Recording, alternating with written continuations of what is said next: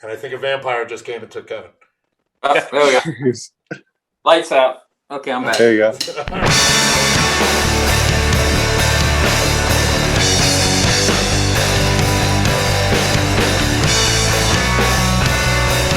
gentlemen, welcome. We are back with the BallNine Roundhouse. And I would like to go around and introduce our guest today. Today, we have America's most beloved sports writer and New York State Hall of Fame writer, Kevin Kernan.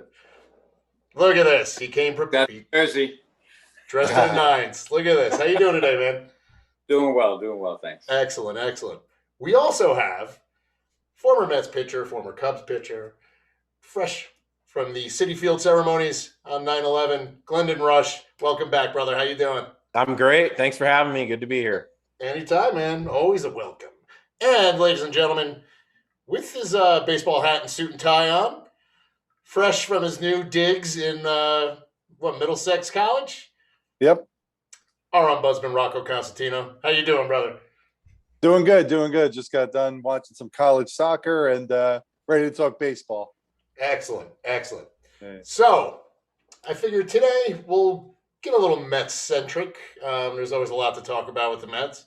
And being that the three of you guys have pretty good ties to the team, I think it's a good group to talk about.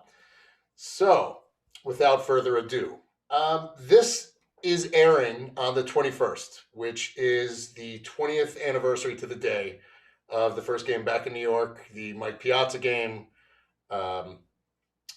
When a lot of people didn't think that baseball was going to come back after September 11th. And Glendon, I wanted to ask you about that because you were there and just what it felt like to get back on the field before any of this even started after what had happened in New York those days. It was a lot to be back on the field for sure. I think being back with the guys last weekend kind of put a bunch of stories back together and put it in perspective. But the one thing a lot of guys talked about, including Bobby V when he did his in-game interview, I think the night before, is the whole Pittsburgh series was kind of a blur. And then I think back to that too. And I'm like, yeah, I started one of those games and I don't think I made it out of the second inning. And I know my head wasn't there. And it was a very difficult situation. But by the time we got back to Shea, that night started as sad and as somber as you could possibly be during those introductions and the anthem and the bagpipes and everything that went along with it to once baseball started, there was a little bit of normalcy. And then as the night went on and we get into the Mike home run, then it was like everyone took this big sigh and it was like, okay, it's okay to laugh. It's okay to high five each other. It's okay to hug people. And I think that was the biggest thing I took away from it. That's an interesting, like you said, I mean, now all of a sudden you can breathe. Once that happened, you can kind of exhale and, wow, all right, maybe everything's going to be all right. Kevin, I wanted to ask you about that game as well, because, you obviously, know a lot of the ins and outs about what was going on there. And I'm just going to let you talk about anything you remember about that, anything you'd like to bring up. Yeah, the big thing, and I talked to Mike last week as well, had a long conversation with him. And actually, when he was still in Italy, he was bouncing back and forth. He was there for the Kuzman retirement ceremony uniform, and then had to go to Italy because Mike's still coaching. Mike is coaching the Team Italy in what's going to be the next WBC and also European Championship. So the thing that he was standing. He told me he was standing on the line, and he was kind of like tearing up, and he just said a silent prayer, like, "Please God, give me the strength to get through this, but also." And this is where the ball player comes in. Don't let me screw up. Don't let me screw up. And of course, the Braves' first run scored on a ball where Chipper Jones scored, where Mike bobbled, didn't handle the throw. And so he's thinking, oh my God. But he said, as it turns out with the home run, it was a microcosm of his career. But he said that almost every day somebody brings that home run up to him. And whenever people do, he doesn't try to just blow it off. He tries to really connect with the person and what that home run meant. And it's really a heavy. He admitted it. Says that it's a heavy burden to bear. And he says there's a lot of scar tissue there. So I think Glendon said it perfectly, putting us there right on the field and with the guys. But Mike, this will be forever part of Mike's legacy. And the irony was, and I found this amazing. After the game, he said he didn't really think that the home run was that big a deal. He thought it was just another game-winning or whatever home run. So he didn't save the bat. He didn't save anything. Oh, wow. The jersey, of course, and back in my day, a few years ago when I found out about the jersey, the Mets had sold the jersey to a guy who basically took away the grease at Shea Stadium in Citi Field. From the Friars? Like the Friars? Yes. Yes. He's a big collector, and they gave him a good deal on it, and he sold, and he got it for like 20 grand. Long story short, the jersey was almost lost, but Scaramucci, who went on to become Scaramucci, the Mooch,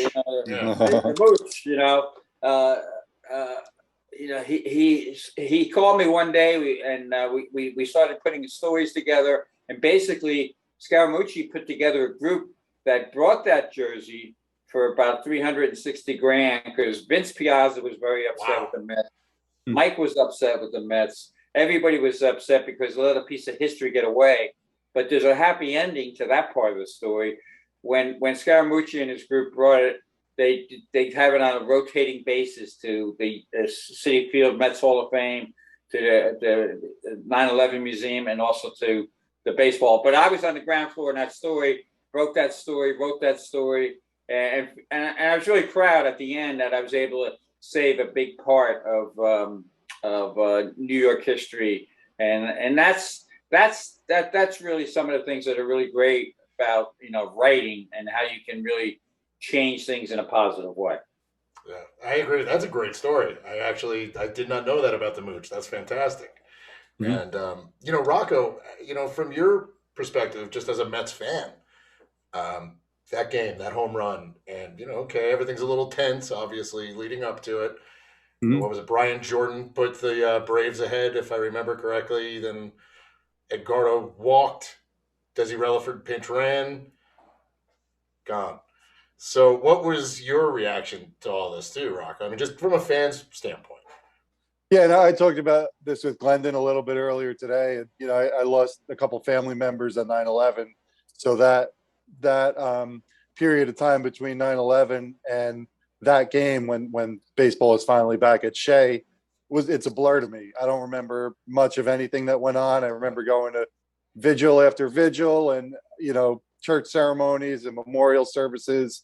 And, Mets played in Pittsburgh beforehand, and I don't really remember those games too much, but that game, the Piazza game, was the first time I was able to sit down, with my family. I'm sure my family was there watching. My dad, who would pass away just a few months later. You remember my dad, Yeah, very well, man. We're sitting there watching that game, and it was literally the first time in that period of time where, things kind of felt back to normal. And you hear that a lot, and it's cliche. But it was 10 days that all ran into each other, and you could barely sleep, and you don't know what's going on. But then you get to sit there and watch baseball again. And I love the Mets of that era. That's why it's so cool to have Glendon on here. And, it was just, that really was that first sense of normalcy. And as things go on, it just, life kind of goes on, good or bad. And that was the first difficult step, but it really meant a lot to me and my family. I know my mom's side of the family, we lost my mom's brother and cousin, and they were big Mets fans. So my mom's whole side of the family's Mets fans. And then, it was really, like I said, it meant a lot to us for sure. That's awesome. Now, in Glendon, I mean, how often do people bring this up to you? I mean, do people just, is it one of those things where, someone random will just stop you at a stadium and say thank you for that and things like that, Just curious. In New York, yeah, often for sure.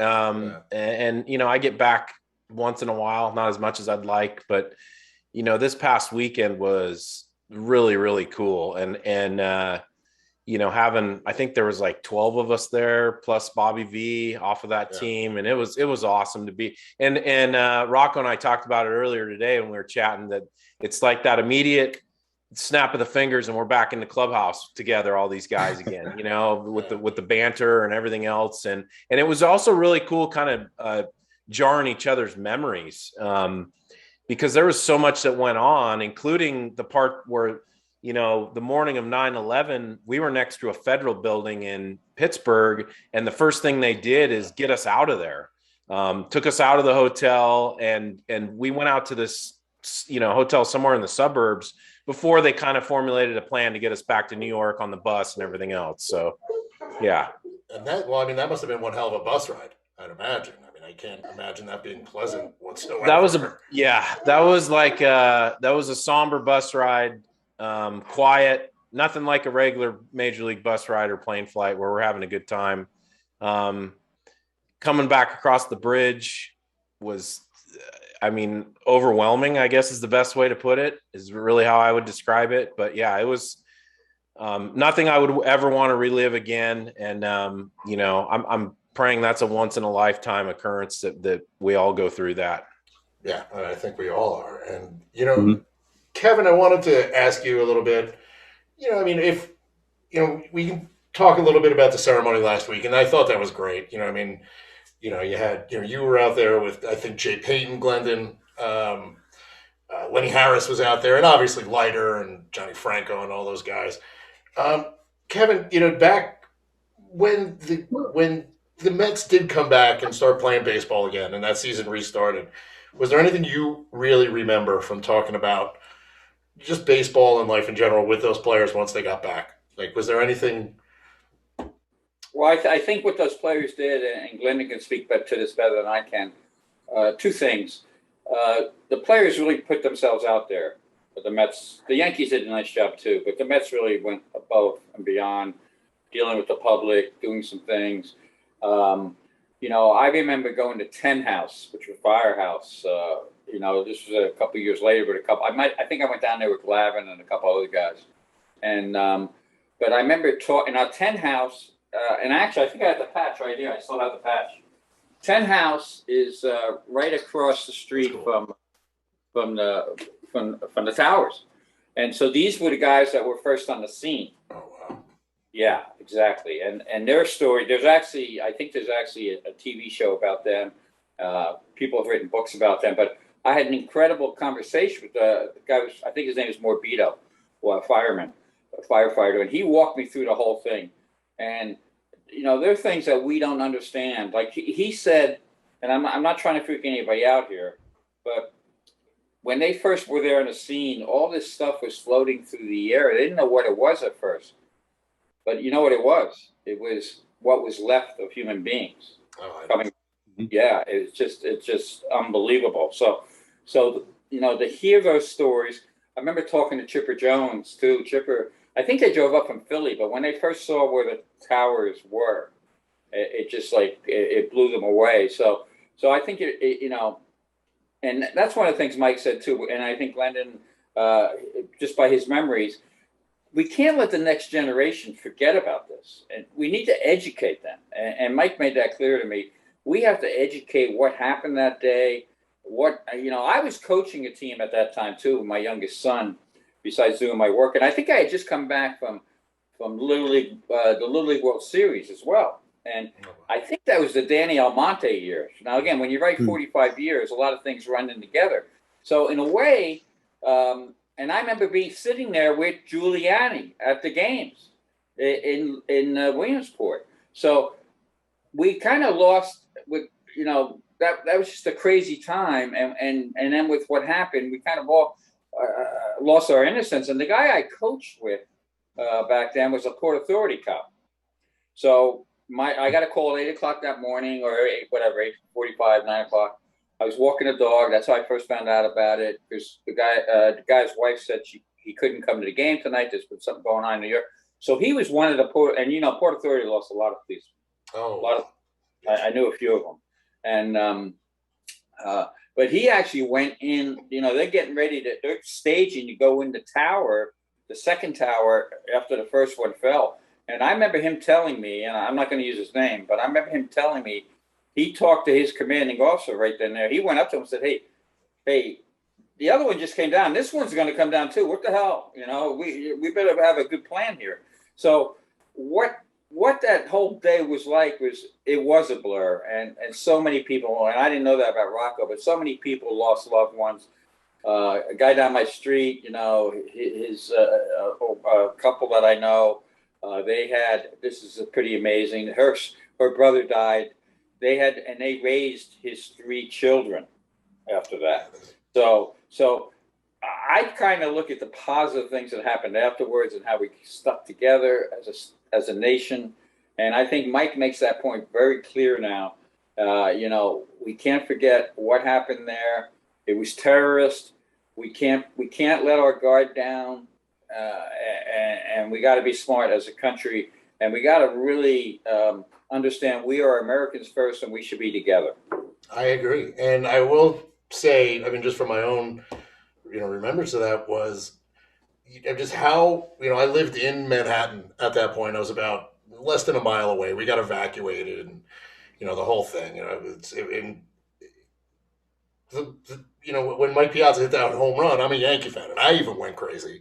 And the whole city was just, it didn't matter. Yankees, Mets, it didn't matter. At that point, you were a New Yorker, you were an American, you were just happy. I mean, you're happy to be alive, for one, and you appreciate your life so much more.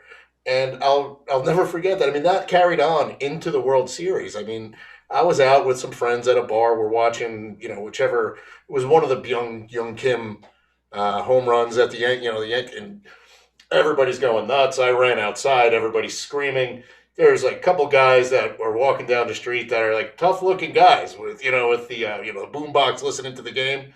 I'm hugging them, they're hugging me. I mean, like, everybody's just hugging each other, and it was something.